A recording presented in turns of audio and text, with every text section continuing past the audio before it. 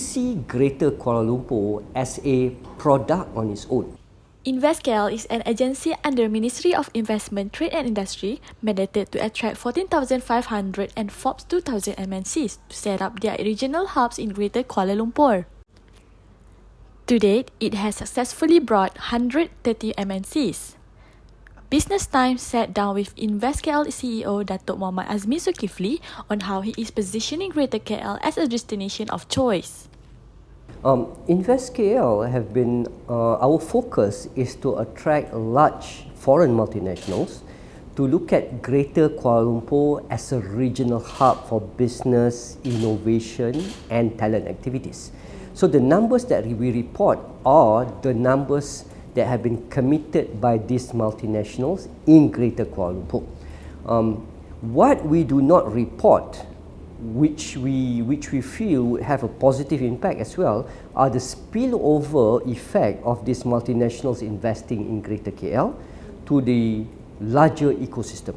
The larger ecosystem includes the small medium enterprises, the industry academia collaboration, as well as deepening activities in R&D and innovation. Yeah? We have at one time or continue to track the spillover effect, where we saw that the spillover is up to 10 times of the investment amount that we brought in from a monthly or a half-yearly basis. Yeah. Yep. The companies from the US continues to be our largest single country investor in Greater Kuala Lumpur, US as a country. However, from a region perspective, Europe is our largest investor at 50% of our total investors in Greater Kuala Lumpur, right? Taking it closer to home, in the Asia Pacific region, the opportunities from China and Japan are certainly very strong, where they are looking at decoupling some of their activities from their countries, and I must say leveraging on ASEAN. When we say that, I think it's time that ASEAN truly realize its full potential. Everybody knows the headlines: 660 million population, 1 trillion GDP maybe, and so on, right? So now it's becoming more real, yeah, becoming more real because of that realization of a few aspects. Number one, ASEAN is so unique that you cannot just imagine that you can parachute a product or service and it works across 10 countries. Yeah? So that cannot happen, which means you need to be here to make that realization and tweaking of products or services to realize those activities. Number two, realizing the full potential of what different countries are offering. Right? Maybe labor-intensive manufacturing activities should be going to other cheaper locations in ASEAN. For higher technology and robotic types of activities, should be where Malaysia and Greater Kuala Lumpur is in that sweeter position, right? Because of all the attributes, right? From a services-centric as well, probably that's where Greater KL and again Malaysia from that standpoint. Yeah? For other financial services, it will probably be at another location.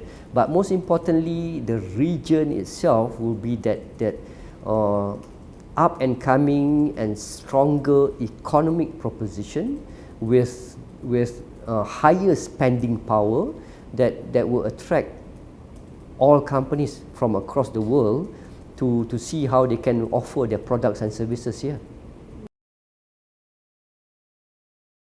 Sure. We see Greater Kuala Lumpur as a product on its own. When we say Greater KL is a product of its own, it is that culmination of factors as well as activities that have come into play to position Greater KL as that regional hub of choice. when we put all that together, there are a few attributes that are most important in this part. I would put those in accordingly in no particular order. The continued investment on infrastructure that's put in place in Greater KL have certainly given a lot of confidence for investors as well as assisted in mobility for business. When we talk about infrastructure, it's everything. The basics of telecommunications and our journey into 5G. Same goes with our pursuit towards mobility in even public transport, metro services and so on. So infrastructure covers all those activities, and that has been the strongest point where Malaysia continued to be that location of choice. Number two would be the strength of our dynamic, multilingual, multicultural talent. We have very strong quality talents, and that has been recognized by multinationals themselves, by the investors themselves, where they see that diversity becoming a strength when they locate their regional hubs here. Why is it a strength? It's because when a multinational uses KL as a regional hub, they need that cross-cultural talent pool. And no other location than Greater Kuala Lumpur and Malaysia can offer that best designation to cover activities in the Asia Pacific region. So that's very important from that standpoint too. Number three, I would accord towards the positive pro-business policies that we have put in place, and we continue to improve upon all these pro-business policies. That gives a little bit more of certainty as well as safety net for multinationals to operate in this region.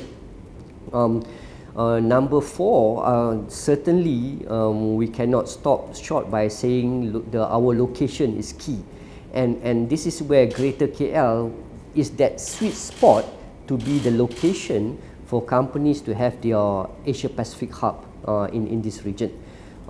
Probably another point which sometimes it is taken for granted is we practice the common law, and that gives a lot of confidence to multinationals when they enter contracts or agreements which needed to be of international standard and international recognition. Same time, we've got our Center of Arbitration, which is very well received in the region, which is again completing the ecosystem. When MNCs come in, all these pillars as well as elements need to be supportive of the whole ecosystem as they build their business around the region.